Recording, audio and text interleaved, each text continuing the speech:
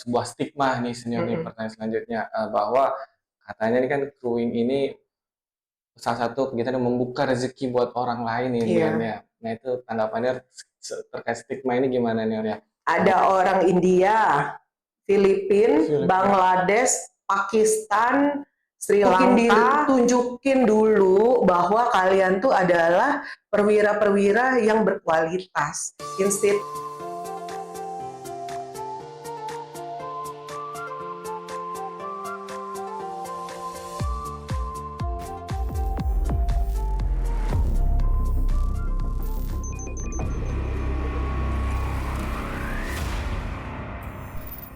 Salam Korps. Hari ini di episode ke-20 kali ini saya Randy kembali akan memandu kita untuk melakukan podcast bersama narasumber-narasumber yang inspiratif untuk kita semua.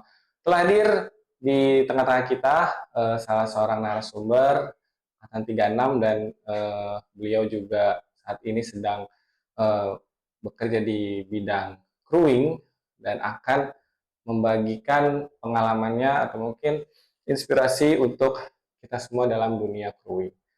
Langsung saja selamat datang Niar Yeni Martin. Ya, apa kabarnya? Alhamdulillah baik. Alhamdulillah baik. Gimana nih perjalanan ke sini? Lumayan jauh? Enggak sih, kebetulan dekat ya. Kebetulan dekat. Jadi nggak terlalu jauh ya. Enggak. Oke, kita kali ini akan ngobrol-ngobrol seputar crewing nih. Boleh. Sebelumnya mungkin boleh tahu nggak kesibukannya kalau Sabtu ini nih biasanya ngapain ya di rumah?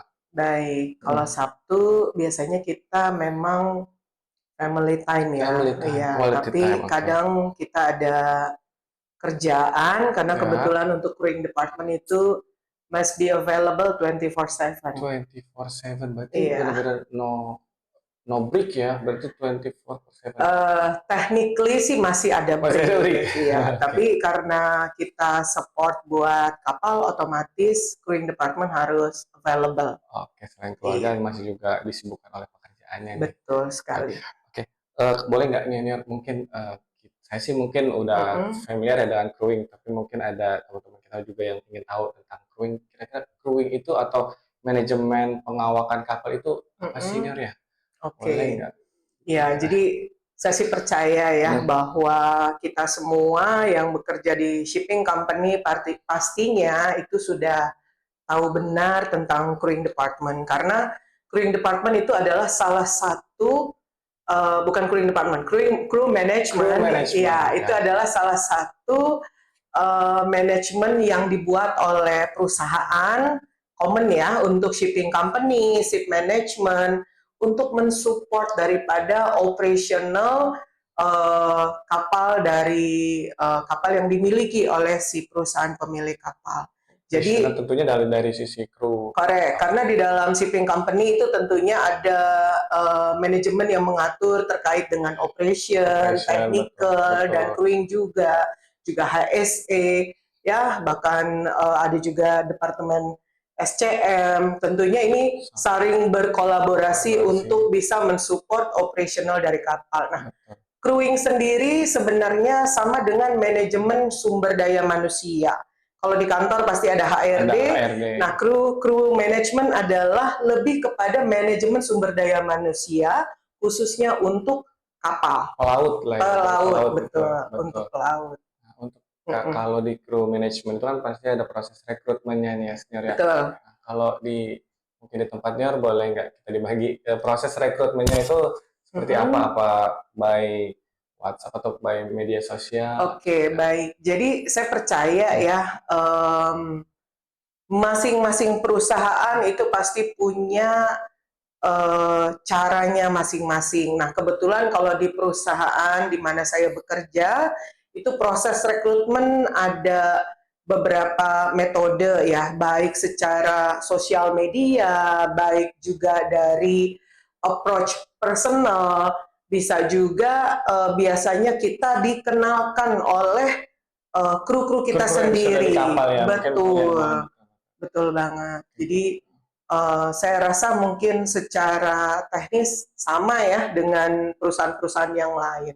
Sama seperti itu. Iya. Kamarnya ya sama aja mungkin untuk crewing. Mungkin ada yang berbeda kali dari dia mungkin di tempatnya untuk proses recruitingnya. Baik, jadi begini, kalau di perusahaan di mana saya bekerja, proses rekrutmennya itu memang dilaksanakan oleh ada tim kita sendiri ya, yang khusus untuk melakukan rekrutmen. Tapi di satu sisi untuk vessel operatornya juga harus melakukan rekrutmen juga.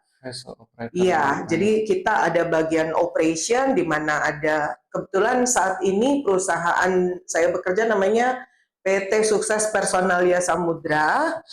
Boleh kita share nanti ya Sukses Personalia. Boleh. Nah, jadi di perusahaan itu kita ada tim yang memang khusus merekrut, habis direkrut dapat CV, automatically kita akan verify CV-nya, kita harus meng-ensure dokumennya komplit secara STCW ya, kemudian COC, COI-nya, dan kita lihat juga background daripada historical si services-nya. Betul, sama nggak nih sama Siemens book-nya? Kadang-kadang kru itu bisa meng-create CV, tapi ternyata nggak terekord di Siemens book-nya, seperti itu. Baik, menarik. Saya tadi juga ada dibahas terkait STCW, artinya di tempatnya juga comply dengan aturan di STCW ya? Obviously, karena kita crewing department itu pada dasarnya harus mengerti ya. Crewing team itu harus tahu apa sih persyaratan seorang kru yang kita rekrut, kita harus tahu juga jenis kapalnya, kita harus tahu minimum safe manning certificate kapalnya, sehingga standar daripada STCW-nya akan comply.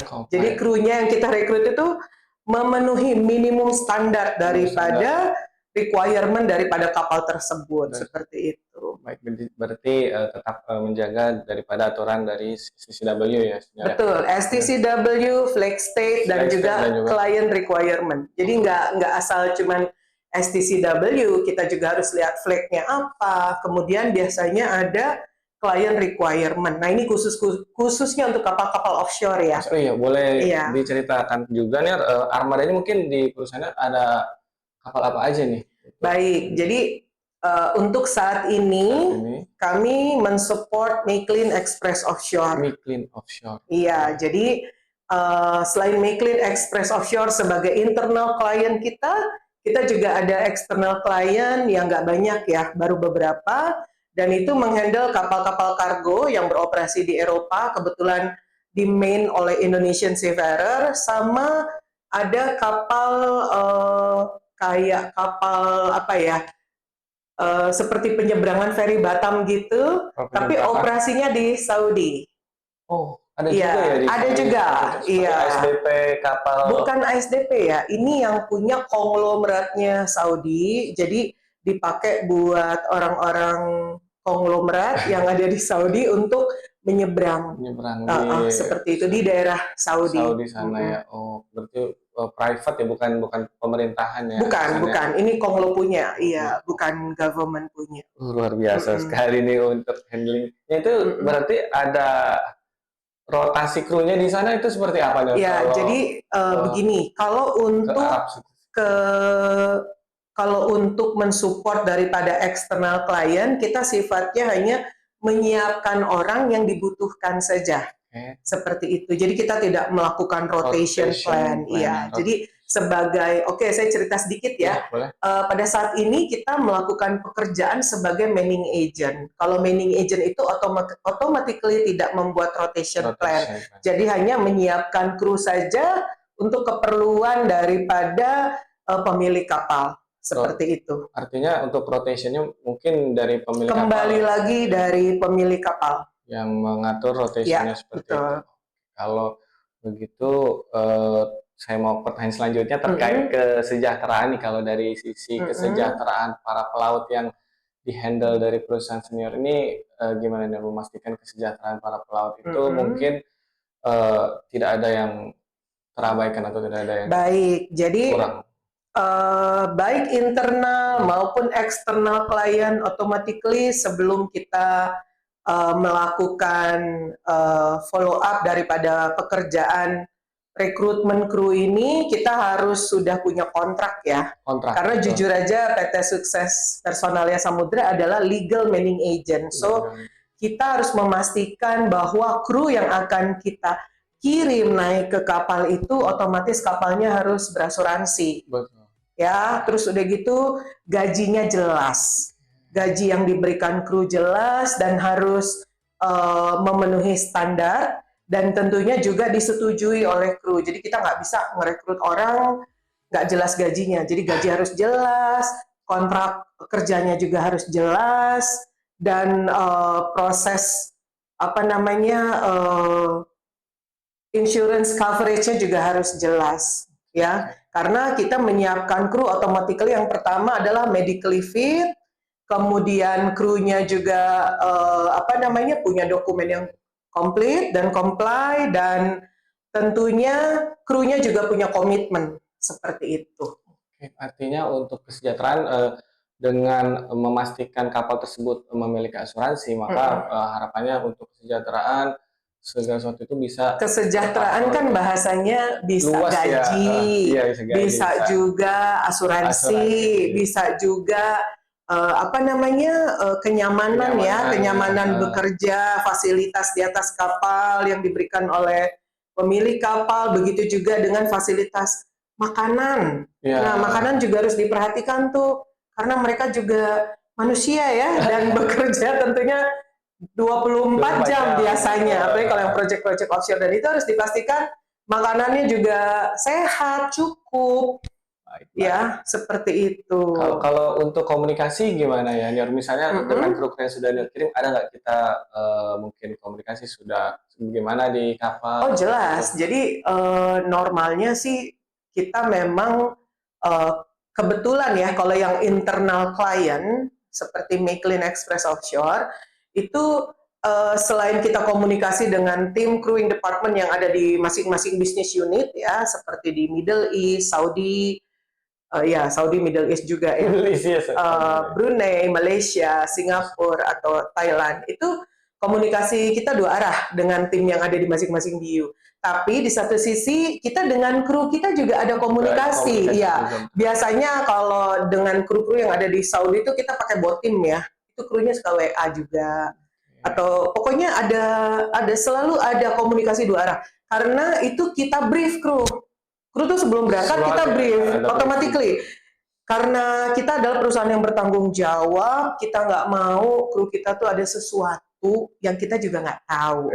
Karena jujur aja di perusahaan itu kadang-kadang kan ada pro dan kontra ya. Jadi ada orang yang udah kerja capek-capek, bikin kapal tuh tidak off hire, dijamin kapal itu selalu utilization-nya full. Tapi tiba-tiba karena ada faktor like and dislike, nah itu juga yang harus kita protect dari kru kita, sehingga perlu komunikasi dua arah. Gitu. Baik. Kalau pengalaman nih waktu di crewing, ada nggak nih yang pengalaman unik yang mungkin ada kru jam shift lah, atau mungkin ada yang bisa dibagi nih ke kita nih cerita unik di seputar crewing? Alhamdulillah ya, so far saya kerja lebih dari 20 tahun, itu nggak ada kru yang jam shift. Ya mungkin juga jam shift ya, jam shift mungkin ada yang lain apa gitu, mungkin kru yang minta off gitu secara sepihak atau lainnya. So far nggak ada karena ya itu tadi fungsinya kita di dalam crewing department sebelum memutuskan laut kita untuk berangkat ke atas kapal itu kita pastikan dulu. Iya, karena kita sebagai manning agent juga harus membantu pemilik kapal supaya kapalnya itu beroperasi dengan cost yang efisien, ya. Jadi kita efisiensi. Jadi kita sebagai tim player itu harus bantu si pemilik kapal supaya kru yang kita kirim, kru yang kita rekrut itu benar-benar profesional dan juga bisa dikontrol cost-nya, karena kan cost crewing itu termasuk salah satu cost yang terbesar ya. Betul, tinggi. Selain kru preparation pre-joining-nya, ada medical-nya, kemudian ada dokumen yang harus dibutuhkan sesuai dengan klien atau sesuai dengan flex state, ya kan? Belum permitnya, belum visanya, belum akomodasi dan travel transportnya, itu udah besar. Belum gajinya. Iya, terutama gajinya ya pasti. Iya, jadi kita mikirnya sebagai bagian dari tim player tuh harus benar-benar full support. We are a part of the team daripada si pemilik kapal. Iya, untuk menghindari hal-hal yang seperti tadi. Kalau kru case ya banyak ya. Kadang-kadang ada yang kru malas, ya. Ada yang kru how to say nggak bisa kerja mungkin seperti itu. Ada juga. Kadang-kadang kita juga kecolongan sih. Tapi kalau jump ship nggak ada, puji Tuhan nggak ada. Tapi kalau memang case-case yang nggak besar ya ada. Kadang-kadang kan orang kita interview lulus tuh secara knowledge ya, terus secara background meyakinkan. Tapi begitu tiba di atas kapal ternyata ada juga yang zonk. Ada juga ya? Ada juga. Jadi apa ya? Jadi makanya kenapa kalau di MIO tuh kita ada tes kepribadian juga. Tes kepribadian. Ada tesnya juga. Jadi selain kita ada tes kalau kayak deck itu kan biasanya diinterview oleh operation department. Kalau engine itu biasanya kan oleh technical superintendent atau technical manager. Nah, di situ juga kita ada tes-tes yang lain. Tapi selain tes, di perusahaan di mana saya bekerja juga kita ada training ya. Training khususnya menyiapkan kru kita, at least kru itu mengerti terkait dengan company policy. Ya, company policy itu sangat penting ya. Jadi mereka tuh tahu company policy dari ship owner kita tuh apa, sehingga mereka familiar. Jadi pada saat mereka sudah ada di atas kapal, paling tidak basic knowledge-nya mereka sudah ada. Awareness ya, mungkin bahasanya sudah awareness terkait tujuan kapal yang nanti akan di-onboardkan ya. Iya. Oke, baik. Kemudian kalau bicara terkait perkembangan nih, sebenarnya mungkin crewing dari dulu sampai sekarang mungkin ada nggak sih perubahan-perubahan mungkin dari sisi teknologi atau dari sisi regulasi? Nah itu gimana nih dari senior menyikapi perubahan di tahun 2024 ini? Baik, kalau saya melihat dari perkembangan teknologi juga peraturan, sepertinya sekarang jauh lebih baik ya. Jauh lebih baik. Jauh lebih baik artinya di perusahaan itu kita sudah bekerja tidak manual lagi, tapi kita dibantu dengan sistem. Ya, jadi di perusahaan itu biasanya dulu bank datanya mungkin masih Excel ya. Zaman dulu tuh. Kalau boleh saya cerita dikit, saya dulu juga pernah di crewing itu ada tuh buku tebel ini, nah itu isinya nomor telepon. Ya, itu dicatat secara manual ya, baru dipindahin ke Excel. Iya, terus tebel gitu. Tapi kan sekarang udah banyak sistem yang dipakai, yang di-develop ya di seluruh dunia. Saya percaya khususnya yang punya crewing department, mereka biasanya ada sistem yang dipakai, yang dibeli kemudian dipakai untuk menyimpan data-data daripada kru kapal tersebut sehingga manakala dibutuhkan itu lebih gampang. Malah sekarang itu sistemnya lebih maju ya, di mana data-data itu bisa diolah sampai menjadi payroll, sampai menjadi perhitungan gaji kru. Dalam sekali berarti sistem itu yang menghandle betul sekali. Ya. Tapi biasanya kalau di crewing department itu dibagi ya. Artinya orang yang mengerjakan payroll itu tentunya orang yang berbeda daripada bukan beda divisi, satu divisi di crewing, tapi tanggung jawabnya khusus di payroll. Ya, tapi memakai satu sistem aja. Iya, kalau boleh saya sharing, mungkin di Maclean Express Offshore tuh kita pakai namanya Poseidon. Jadi di Poseidon itu semua data dari kru, personal data, kemudian personal data bukan hanya dokumen loh, sampai PPI-nya, semuanya ada tercatat. Iya. Kemudian dia punya semua lengkap datanya. Kemudian dia punya bukan cuma dokumen ya tadi saya bilang ya, sampai si service record-nya pun lengkap di Lengkap situ. semua di Dan sini. kita bisa bahasanya convert ke bentuk CV. Jadi Iya, tinggal memudahkan sekali dengan sistem. Jadi betul, kalau butuh kru betul. sudah ada sistemnya, tinggal mungkin searching Iya, saja bisa dapat kru yang diinginkan. betul. Jadi semua departemen contohnya kayak technical, dia pengen tahu nih, saya pengen promote nih chief engineer ini, Iya. atau saya pengen tahu background-nya dia seperti apa sih. Dia bisa buka di situ, dia bisa apa namanya, even appraisal dari previous vessel tuh bisa dilihat di situ. Sehingga dalam prosesnya data-data yang dibutuhkan ada di dalam satu sistem tersebut. Gimana itu dari caranya? Kalau dari Mm-hmm. previous vesselnya dia bukan dari perusahaan sendiri, mungkin di perusahaan Automatically nggak ada, iya, nggak ada. Itu, Jadi yang itu kita nggak masukin. Jadi cuman di satu company ini aja, di mana datanya itu lengkap. Karena kebetulan itu tadi ya, untuk membantu pemilik kapal ini bisa mengelola krunya secara efisien dan efektif. Ya, krunya otomatis, ya zaman saya dulu, waktu saya jadi crewing manager MEO di Asian Business Unit ya, itu rotation plan, apa semua menjadi tugas saya. Bahkan menghitung, apa namanya, profit and loss-nya. Jadi tiap minggu tuh operation meeting tuh kita harus in details, kasih tahu ke profit and loss untuk crewing cost. Iya, sampai segitunya. Ada keuntungannya juga di monitor. Iya, jadi juga. bisa ke-track kan nih over budget apa enggak untuk fungsinya untuk itu. Jadi benar-benar kita kontrol, karena jujur aja ya itu tadi ada hal-hal di mana kita tahu operation itu tough, tapi cost consciousness juga perlu ya. Maksudnya kita juga perlu sadar bahwa di situ juga ada cost kan. Ya, jadi makanya kenapa sangat penting itu punya proper rotation plan dan menjaga kru kita itu, tim kita untuk bisa back to back. Kemudian ini ada sebuah stigma nih senior nih, pertanyaan selanjutnya bahwa katanya ini kan crewing ini salah satu kegiatan yang membuka rezeki buat orang lain nih, ya. Nah itu tanggapannya terkait stigma ini gimana nih ya? Bahwa banyak juga nih yang apa namanya ya dibuka rezekinya dengan adanya divisi crewing.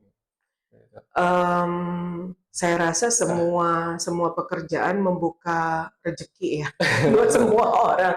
Cuman sekarang kalau berbicara crewing ya khususnya, ya memang kita harus punya mindset bahwa tugas kita adalah membantu pelaut-pelaut Indonesia untuk bisa bekerja di kapal-kapal yang artinya yang memang ada opportunity-nya gitu loh. Kenapa enggak? Kebetulan waktu itu saya pernah di MEO Middle East ya, di Dubai office. Di sana saya menjadi stay di sana. Ya, saya jadi crewing manager di MEO di UAE, di Middle East. Nah, waktu itu saya datang itu dengan dengan komposisi kru Indonesia bisa dibilang hampir 80%. Banyak ya? Udah banyak. Banyak ya? Iya, udah banyak. Nah, tapi waktu itu kan memang peralihan ya dari crewing manager orang India ke saya. Jadi tentunya nggak mulus. Tapi saya bicara nih, jadi pendekatannya lewat hati. Karena sama-sama orang Indonesia. Kan kita harus jadi berkat ya, harus jadi rezeki seperti stigma tadi. Nah, jadi analoginya adalah kita harus bisa, maksudnya begini, kita juga hidup dibantu oleh orang lain. Dan kita juga harus bantu.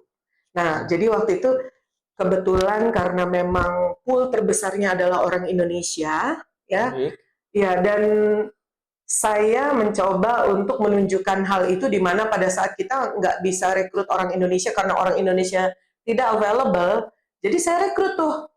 Ada orang India, Filipina, Bangladesh, Pakistan, Sri Lanka,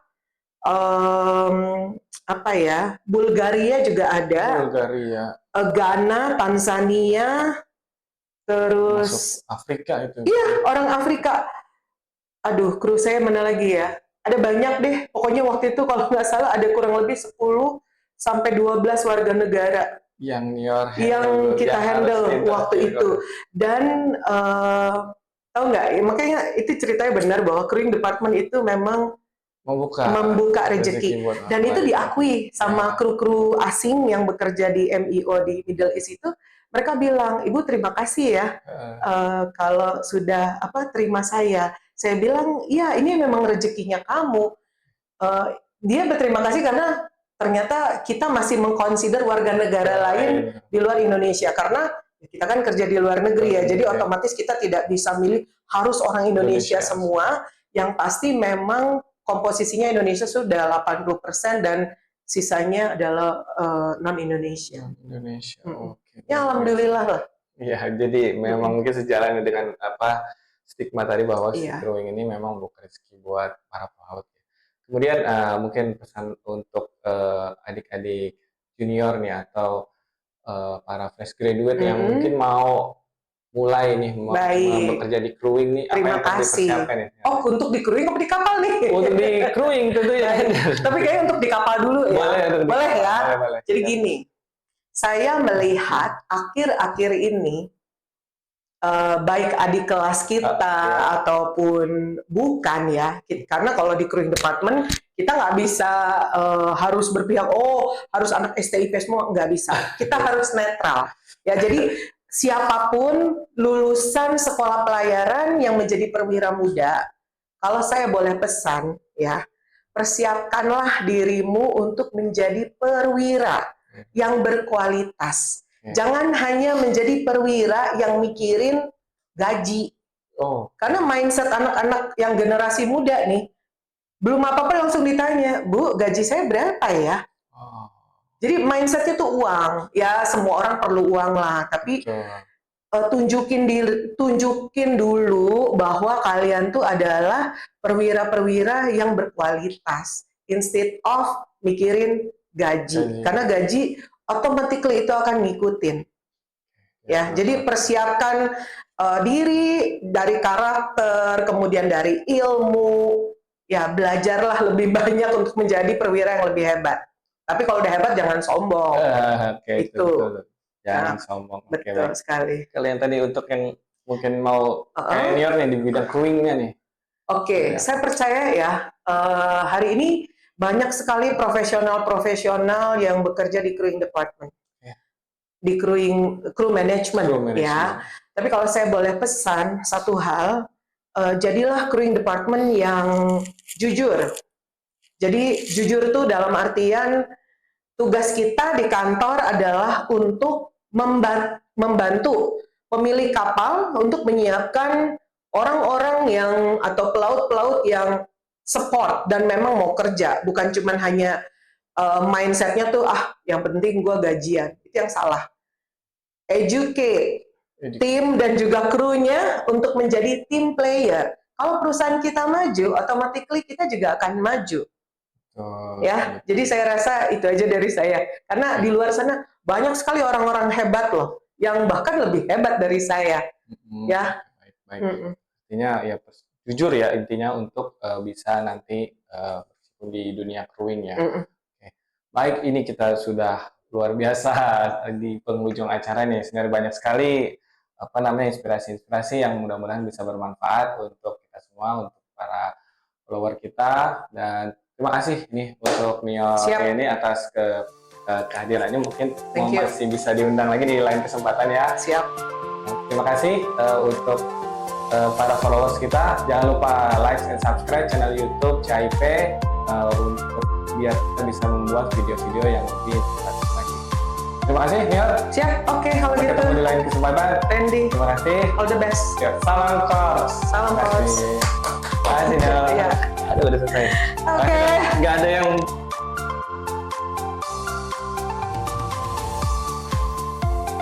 Thanks ya, gue pikir tadi sampai jam 2 gue mau diomongin apa ini sama si Randy. 20 menit karena nggak bisa. Beda lah. Oke. 1, 2, 3.